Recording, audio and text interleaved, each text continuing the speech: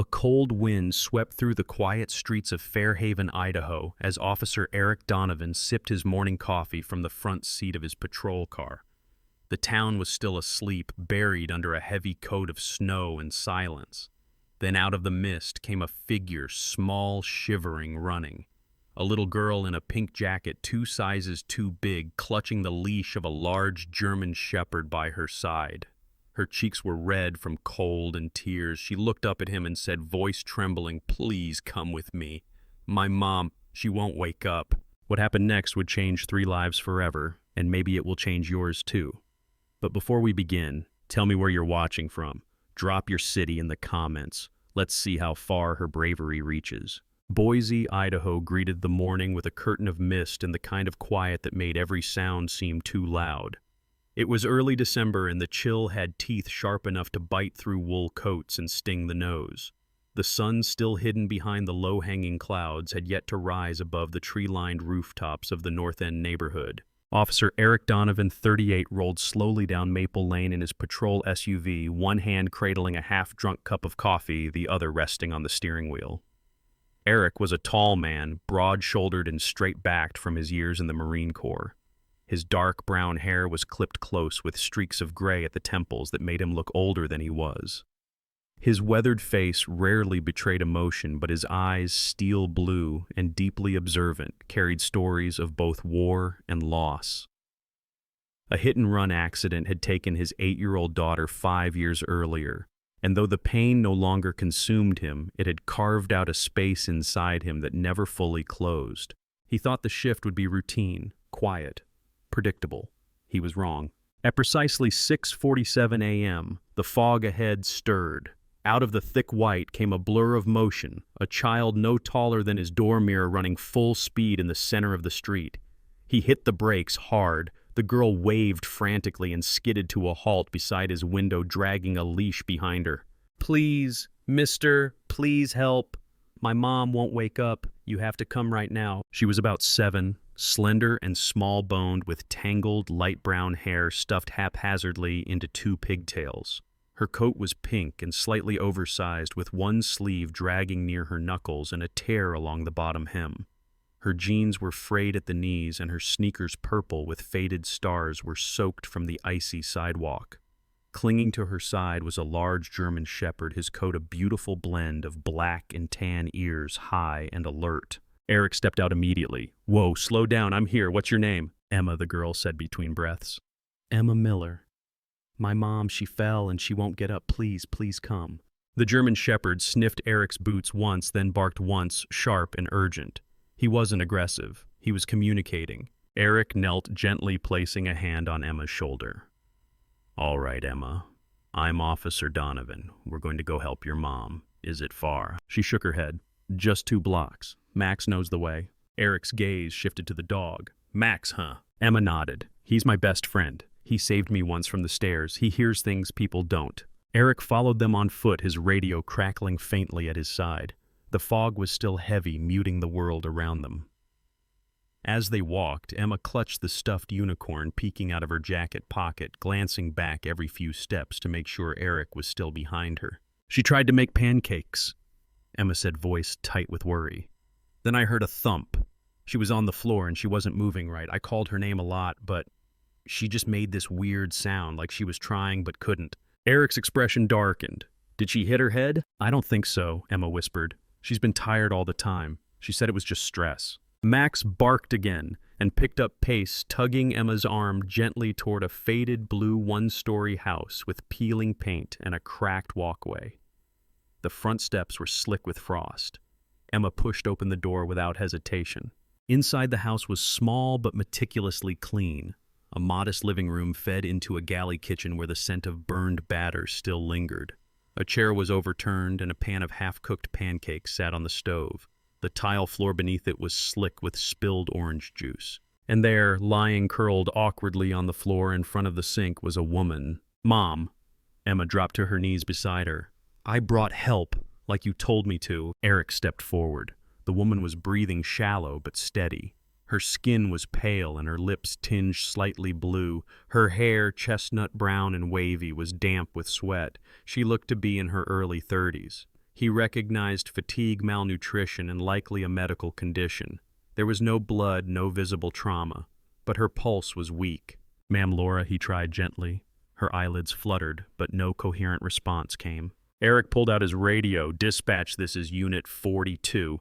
I've got a female in her early 30s, unconscious but breathing. Possible diabetic or hypothyroid crisis. Send EMS to 438 Maple Lane. Child present code 2. He looked at Emma, who was holding her mother's hand. "Sweetheart, can you tell me something? Does your mom take any medicine?" Emma nodded. "Little white pills in the morning. But they ran out last week. She said we couldn't get more yet." Eric glanced around. There were no pill bottles in sight. He scanned the counters. Instead, there was a to-do list written on a sticky note: pay electric bill. Call pharmacy. Feed Max. "You did good, Emma," he said softly. "You did everything right." Max lay down beside Laura's body, resting his head on her ankle. He stayed next to her the whole time, Emma whispered. "He didn't even go to his food bowl. I think he was trying to keep her safe from me." Eric swallowed the lump in his throat. "He's a good dog." Emma nodded. "He used to be a rescue dog. Someone left him near the bakery where Mama works. He had a cut on his paw and no collar. I brought him home and she let me keep him. Said maybe he needed us as much as we needed him." Sirens whirred faintly in the distance. Eric moved to the front window, watching the red and white lights pierce the fog. "Help's coming," he told Emma. She didn't move from her spot beside her mom. "Will they take her away?" "No," he said gently. "They're here to make her better." Max gave a low whine. Eric sat beside the girl and the dog, placing a steady hand on Max's back. She said, "If something really bad ever happened, I should find a police officer," Emma said. She said police officers help people. Eric looked at the little girl beside him, her cheeks tear-stained, her voice brave despite the fear in her eyes. "She's right," he replied. "That's exactly what we do." The emergency room at St. Luke's Hospital in downtown Boise buzzed with a muted urgency as paramedics wheeled Laura Miller through the automatic doors. Her skin had grown paler in the ride over, her pulse thread-like but still present. Beside her gurney, Emma clung to Max's leash fingers, white-knuckled around the worn leather strap. She said nothing, but her wide eyes tracked every movement, every unfamiliar sound, every adult face that looked too busy or too distant. Max, alert and silent, padded beside her with the kind of stillness that only old service dogs carried, calm but ready. Officer Eric Donovan followed close behind, coat unzipped, hat tucked under his arm. His usual posture, rigid and guarded, had softened. He wasn't just an officer now. Something inside had shifted when that little girl ran to him in the fog.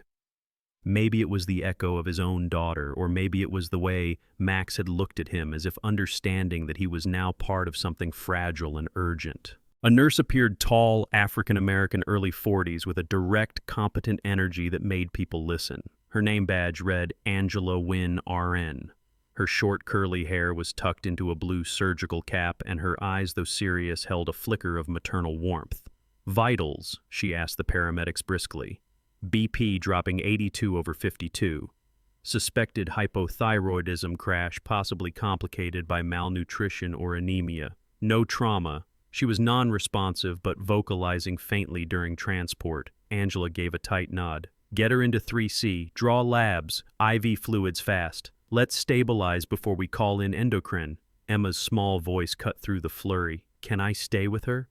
"Please." Angela looked down, surprised to see the child standing so close. "Sweetheart, your mommy needs some quiet while we help her, but I promise someone will come talk to you really soon." Max stepped between Emma and the stretcher, sitting down like a statue. Angela blinked. "And who's this?" "This is Max," Emma whispered. "He protects us." Eric knelt beside her. "They'll take good care of your mom, Emma. I promise. But for now, how about we get you out of the waiting room chaos?" "No." Her voice trembled. "Are they going to take her away? Like forever?" "No one's taking her," Eric said gently. "She's sick, but she'll get better. You did the right thing bringing help. Now it's my turn to keep you safe." "Deal." Emma looked at him, her lower lip trembling, then finally nodded. Eric led her and Max out through the ER exit and into the rear lot where his SUV still idled.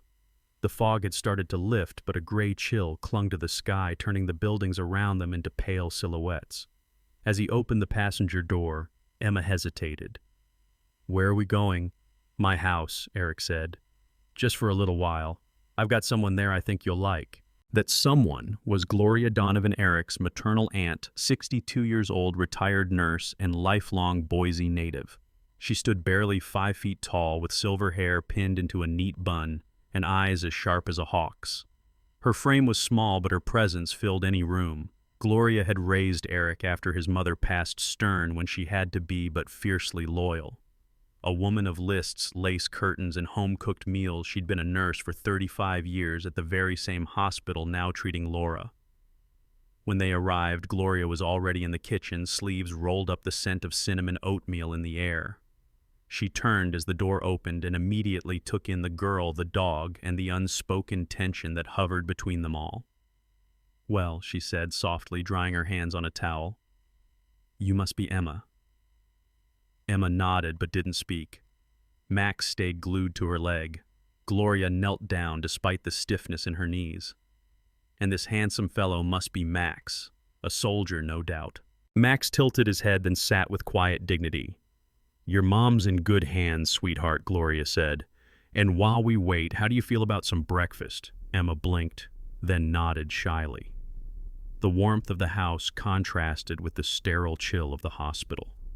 It was an older craftsman home tucked into a quiet street near Elm Grove Park. Hardwood floors, crocheted blankets, shelves filled with books and framed family photos. Everything inside felt lived-in, comforting, like the kind of place stories were passed down. Gloria showed Emma to the spare bedroom with lavender sheets and a plush elephant on the pillow.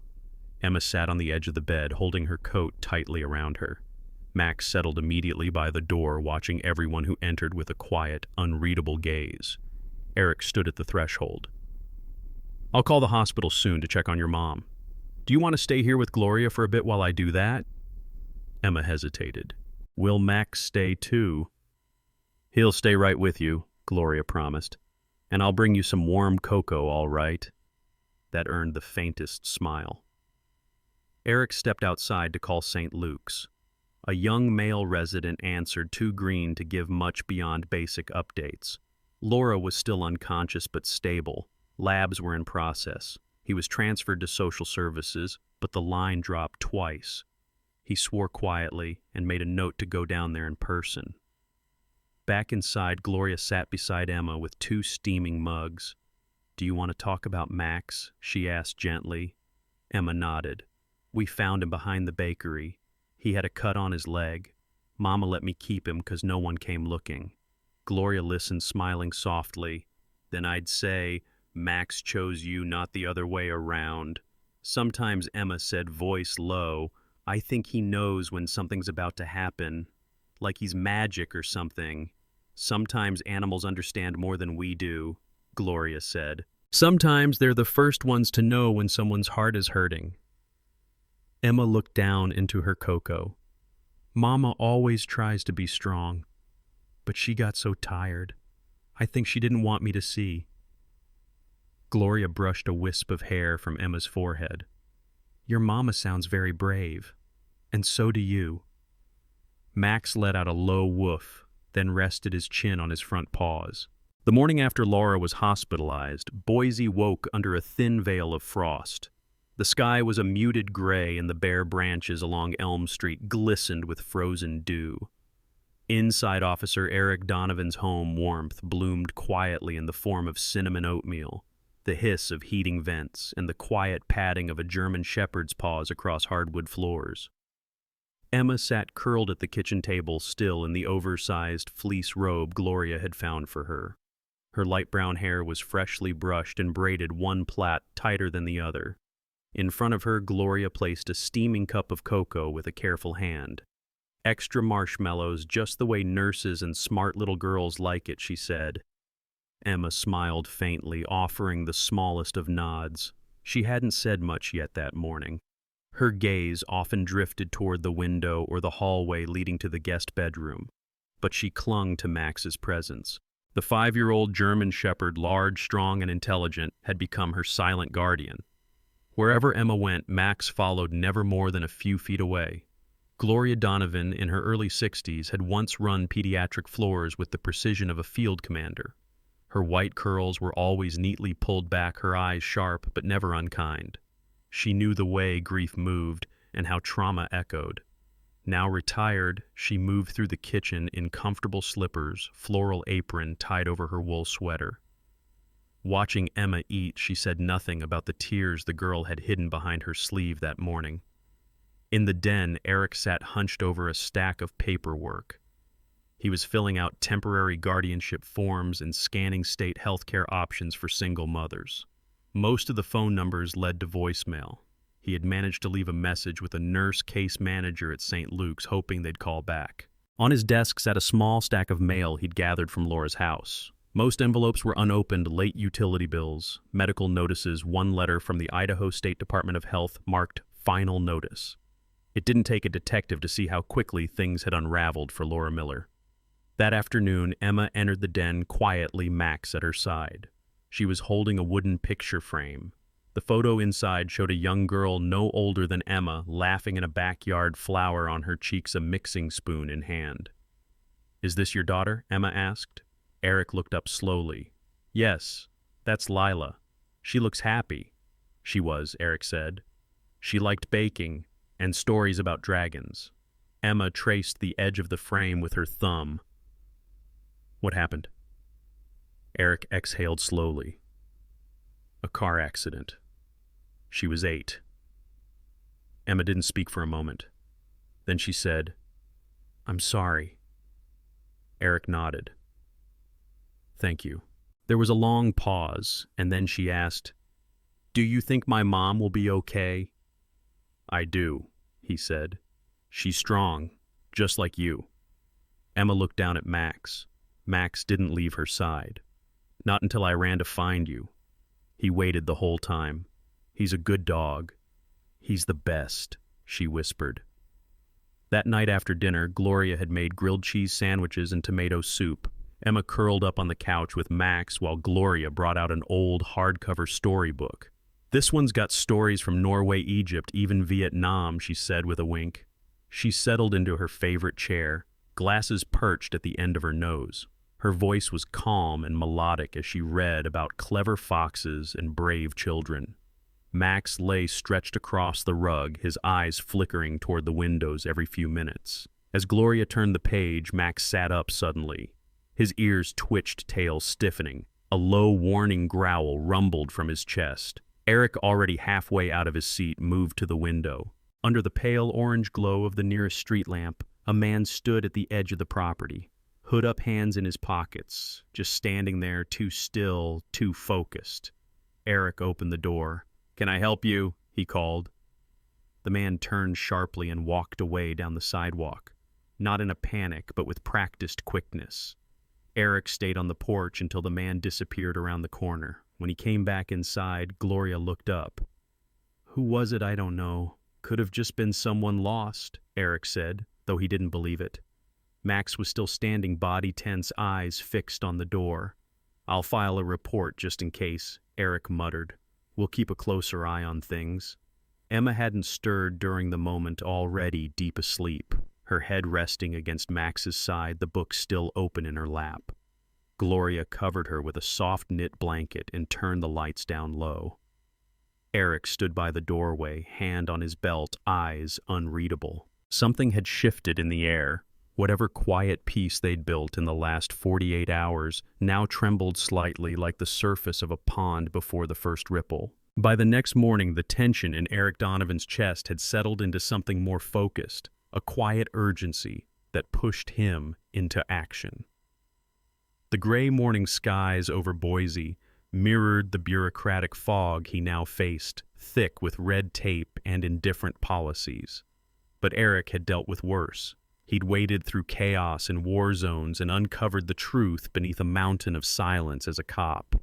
He could navigate systems. He just had to start. He sat at the kitchen table with his laptop open, a legal pad beside it filled with notes in sharp block letters.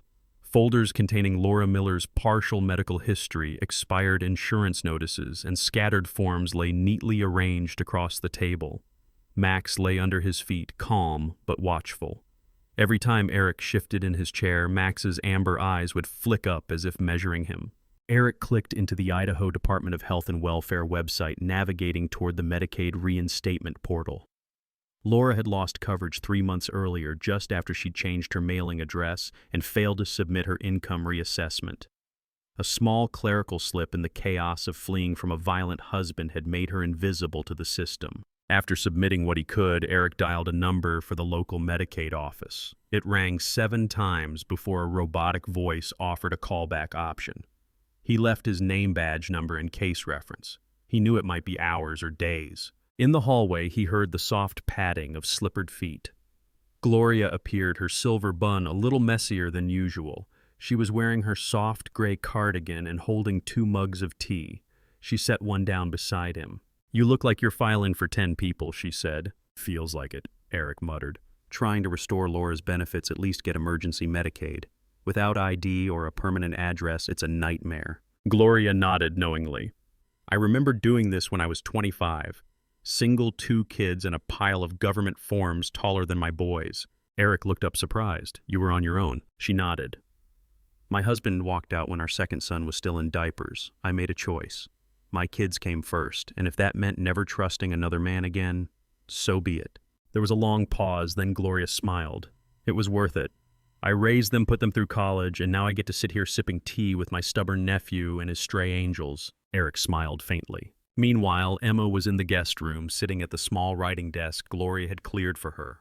Her tongue stuck out slightly between her lips as she focused on the lines she was writing in her careful childlike print. "Dear Mom," she wrote, "Max and I are okay.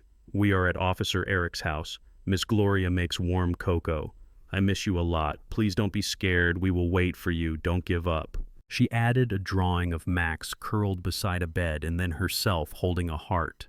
She folded the letter carefully and tucked it into an envelope she labeled, "For Mom," with a glitter pen she found in a kitchen drawer. Later that afternoon, Eric received a call back from a woman named Sarah Klein, a Child Protective Services social worker assigned to their area. Sarah was 39, tall and lean with sharp cheekbones and piercing gray eyes behind rectangular glasses. Her long auburn hair was pulled into a low ponytail, and her voice carried the precise tone of someone who'd spent years in courtrooms and shelters. She had a calm but firm demeanor, one that could instantly comfort a child or intimidate a negligent parent. "We need to do an environment check," she said. "Standard protocol since the child is staying outside her home. I'll come by tomorrow at noon." Eric nodded, half expecting the request. "I'll be here. And so will Max." Sarah paused. "Max, he's the dog," Eric said. "You'll meet him. He's part of this story." Emma came into the room just then, clutching her envelope. "Can I give this to Mom?" Eric took it gently. "I'll make sure she gets it." That night, after a quiet dinner, Gloria and Emma sat together by the fireplace, reading from the big storybook again. But instead of fairy tales, Gloria shared something else. "When I was your age," she began, "I didn't have a daddy either. And when I became a mommy, I had to do it all by myself." Emma looked up from her cocoa. "Was it scary?" "Sometimes," Gloria admitted. "But I found strength in little things, like warm kitchens, and big dogs, and stubborn children who reminded me why I kept going." Emma smiled. "You sound like my mom." "I think your mom and I would get along just fine." Max stirred, lifting his head and letting out a soft breath. Emma slid from her seat and curled next to him on the rug. The fire crackled softly, and Eric watched from the hallway, a deep and quiet ache settling beneath his ribs, something close to hope. The next morning brought clearer skies and the faint scent of pine through the cracked kitchen window. At exactly noon, a gray Toyota sedan pulled up outside. Eric opened the door before the knock came. Sarah Klein stepped inside, clipboard in hand. She wore a navy trench coat over a burgundy sweater and slacks, the kind of outfit that balanced authority with approachability. "Officer Donovan," she said. "Ms. Klein." Inside, she took slow steps through the house, noting the cleanliness. The spare room Emma had been sleeping in, the fridge, stocked with food, the bookshelf filled with child-friendly options. Then she turned her attention to Emma, who sat beside Max on the rug. "Hello, Emma," she said gently. "Is it okay if I ask you some questions?" Emma nodded. "Do you feel safe here?" "Yes." "Does anyone ever hurt you or yell at you here?" Emma looked at Max, then shook her head. No. Officer Eric is nice.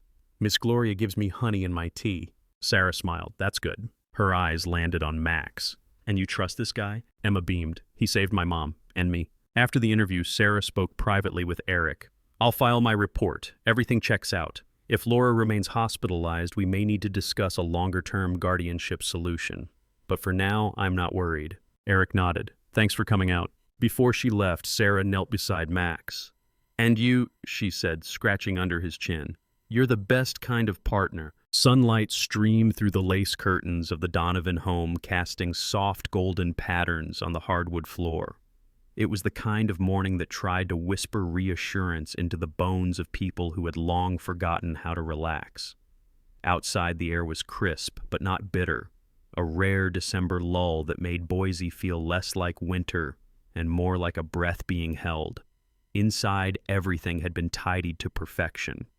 Gloria had polished the wood frames, arranged fresh towels in the guest bathroom, and even set out a bowl of fruit on the kitchen counter, not because they expected to impress the visitor, but because it made Emma feel at home. That was the only standard Gloria cared about. Emma sat on the couch, legs crossed, hands folded in her lap, her mismatched socks peeking out from under a cotton dress. Max lay beside her as he always did, stretched out like a silent sentry. His coat was freshly brushed and his collar cleaned, though he looked every bit the rugged, noble protector he had always been. The doorbell rang at 9:00 sharp. Eric opened it to find Sarah Klein once again tall, poised, and even more direct than before. She wore a dark green wool coat cinched at the waist with black boots polished to a shine. Her hair was still tied back in a sleek ponytail, and a leather satchel hung at her side stuffed with files and forms. There was something more guarded in her expression today, a faint tension around the corners of her mouth. "Morning, Officer Donovan," she greeted. "Come in, Ms. Klein," he said, stepping aside. Gloria appeared at the entrance to the kitchen, offering a gentle wave. "We've got coffee, or tea, or ginger cookies if you're brave." Sarah offered a rare, grateful smile. "Maybe afterward." She sat across from Emma, clipboard balanced on her knee, pen poised. "Emma, do you remember me?" Emma nodded. "You talked to me last time." "That's right. Today I just want to ask you a few more questions. Nothing hard. And if you don't want to answer something, just tell me." Emma glanced at Max, who gave a soft exhale and rested his head on her lap. She gave him a reassuring pat, then looked back at Sarah. "Okay." The questions came one by one about her routines, her feelings, her understanding of where her mom was, and why. Emma answered with surprising clarity for a 7-year-old, her voice small but certain. "I know my mom is sick, and she needs help getting better. And how do you feel about staying here?" Emma's brows furrowed. "Safe. Do you feel like you're being taken care of?" Emma looked around at the fireplace, at Gloria's framed family pictures, at Eric standing quietly near the stairs. "Yes, they make me pancakes. And Max sleeps outside my door so bad people can't get in." Sarah paused. "Has anyone here ever made you feel scared?" "No." Sarah made a few final notes and closed her folder with a soft click. "Thank you, Emma. You're very brave." Max, as if sensing the end of the test, stood and moved towards Sarah. He sat down beside her and tilted his head, a mix of curiosity and quiet inspection. Sarah, a lifelong cat person, felt a flicker of unease, but she extended her hand anyway. Max sniffed it, then licked her fingers once. "You passed too," she murmured. Eric led Sarah to the dining table while Gloria took Emma into the kitchen to wash blueberries. Sarah took off her coat and leaned forward. "I'm going to recommend continued placement here pending review, but we have a complication." Eric braced. "Laura. She's being released today. Medically cleared, but still fragile. The hospital will require outpatient treatment and strict follow-up appointments. And the child, that depends. Technically, she has parental rights. But unless Laura shows a plan housing employment stability, the court can decide otherwise." Eric ran a hand down his face. "She's doing the best she can. She didn't choose this." "I know," Sarah said quietly, "but the law doesn't always reward trying. It rewards proving." At that moment, Gloria returned with a phone in hand. "Eric, the hospital just called." "Laura's ready." Eric nodded, already grabbing his coat. "I'll bring her home." St. Luke's Hospital smelled of antiseptic and institutional fatigue. Laura sat on the edge of the discharge bed, pale but upright, her hair tied into a messy bun and her hands fidgeting in her lap. Her clothes, the same ones from the morning she collapsed, had been washed and returned to her folded neatly in a plastic bag. Eric stepped into the room, his voice gentle. "You ready?" She nodded but didn't meet his eyes. "They gave me a packet. Said I need weekly checkups, nutrition, medication adherence, and a therapist." "That's good," Eric said. "That means they're trying. They also said if I don't have housing within 30 days, they'll contact family court." Eric didn't flinch. "Then we'll fix that. One step at a time." He offered his arm. She hesitated, then took it. Back at the house, Emma was waiting at the front window, bouncing on her toes. As soon as Laura stepped out of the car, Emma ran out barefoot into the cold, flinging herself into her mother's arms.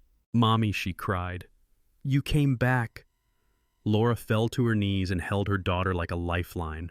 Max circled them once, then sat at their side like a sentinel carved in stone. Sarah Klein stood quietly on the porch watching. She wrote something short in her notes and closed the folder.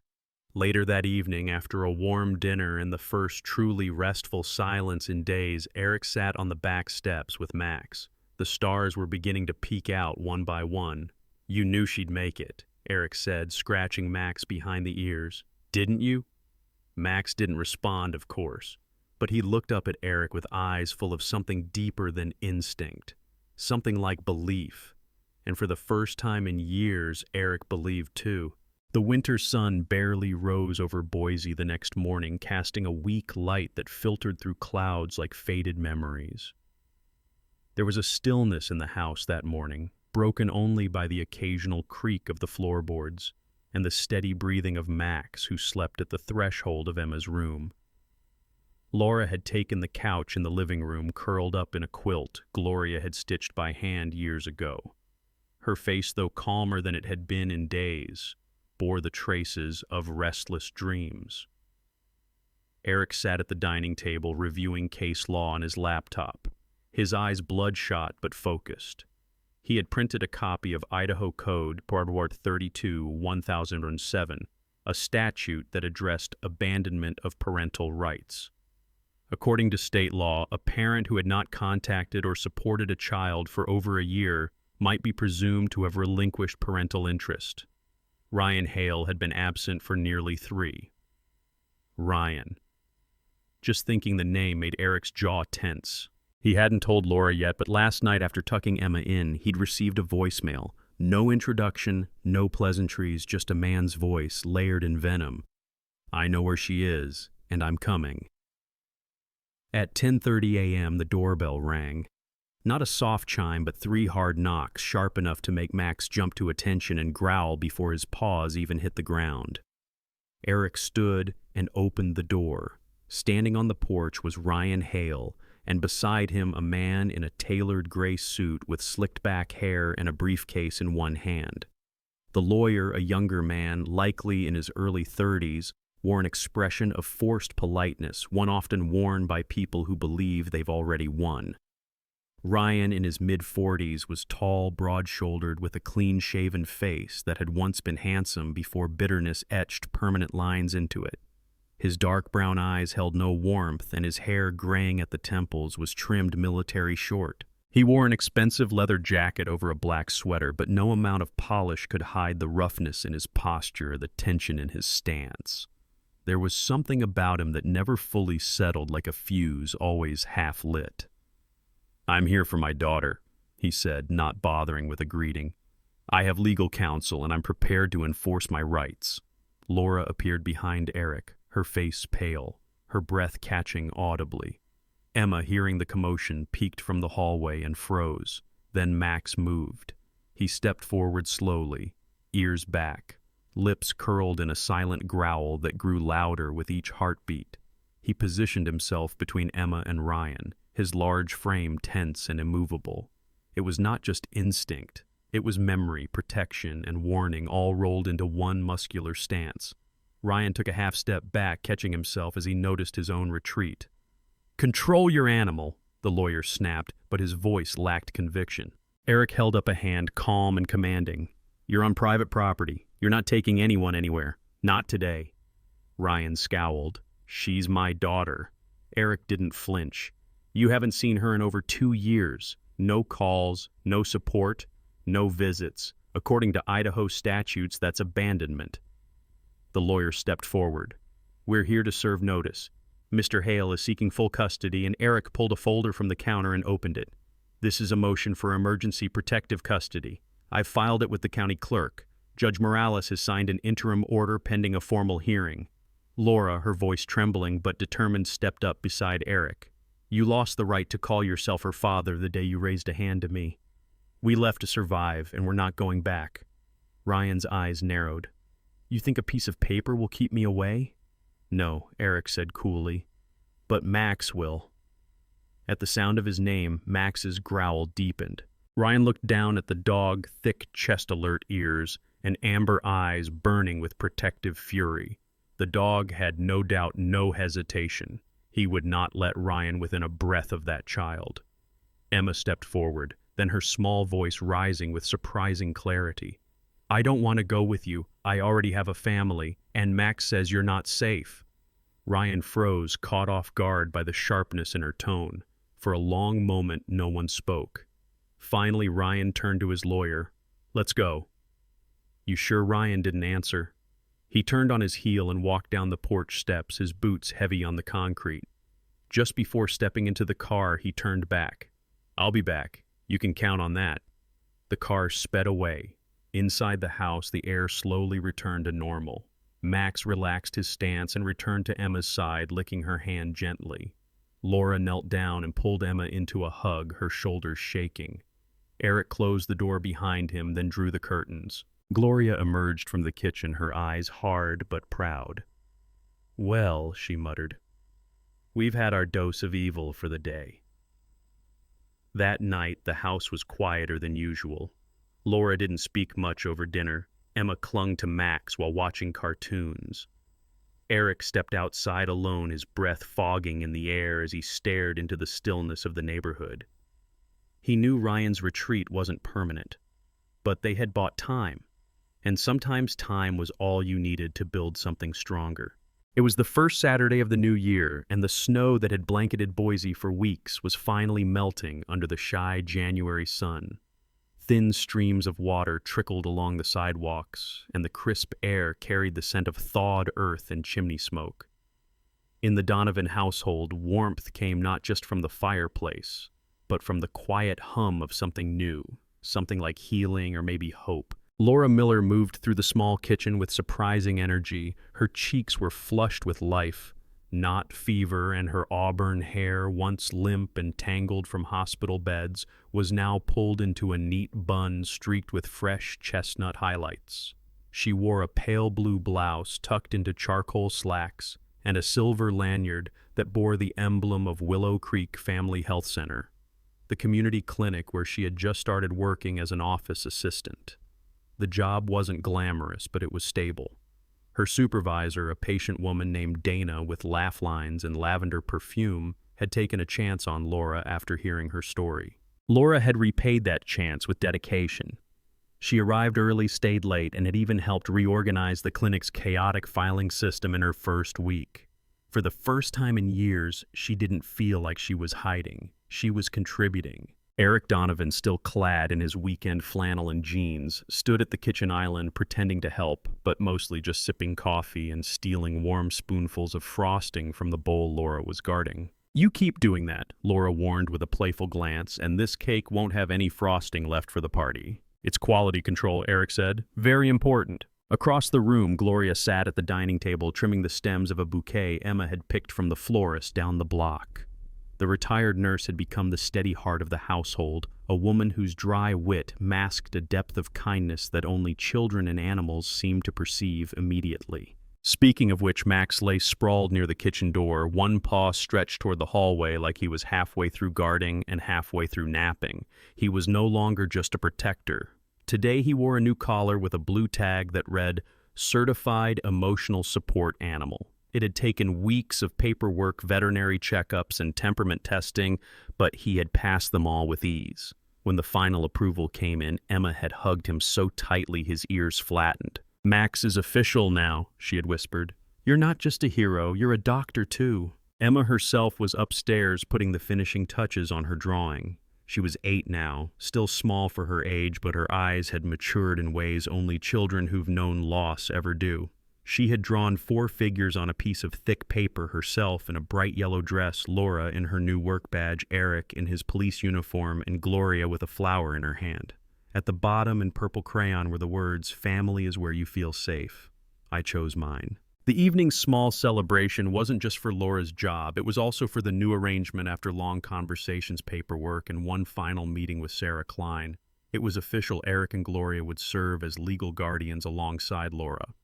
It wasn't adoption, it wasn't separation, it was something in between, something chosen. Eric had worried that offering to co-parent might offend Laura, but she had surprised him by crying softly and saying, "I never thought anyone would want to do this with me." The doorbell rang just before sunset, and a small gathering of neighbors, clinic co-workers, and Gloria's knitting group filled the house with laughter and the scent of fresh-baked lemon cake.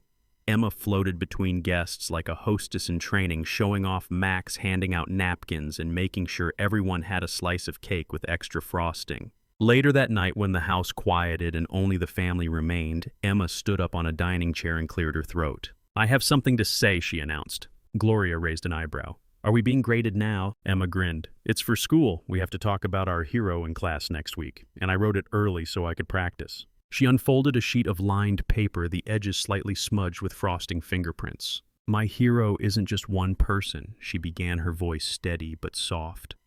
"My hero is my mom, because she didn't give up when things got hard. And Mr. Eric because he helped us when we had no one. And Gloria because she makes our house smell like cinnamon and says I'm her best audience." Everyone chuckled.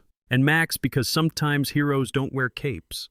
They might bark, or lick your tears, or sleep outside your door so bad dreams don't get in." She paused, looked up. "And I know families don't always share names, but mine shares something better. We share home, we share stories, we share love." There was silence, the kind that wraps around the room like a warm quilt. Then Gloria clapped. Laura wiped her eyes and Eric cleared his throat, pretending not to be crying. Max wagged his tail and nudged Emma's leg, a quiet yes in the language only they shared.